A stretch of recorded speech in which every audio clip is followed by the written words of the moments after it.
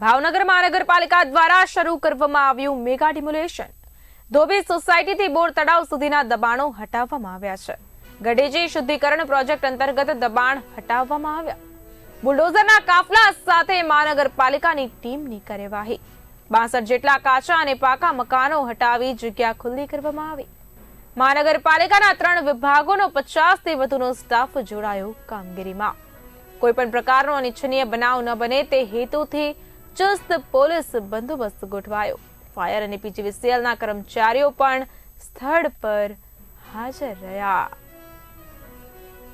એસી Padsala, in charge કાર્યપાલક ઇજનેર, યોજના વિભાગ, બીએમસી।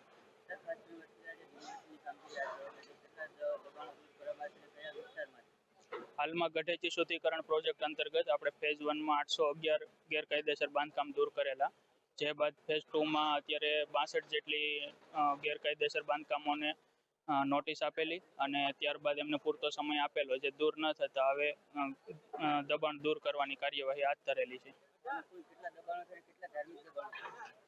ટોટલ 62 છે, એમાં એક ધાર્મિક દબાણ અને બાકીના રેસિડેન્શિયલ કાચા પાકા મકાનો છે। હાલમાં જે થાપનાથ મહાદેવથી ધોબી સોસાયટીના નાળા સુધી 400 મીટર ચેઇન ખુલ્લું કરવામાં આવશે।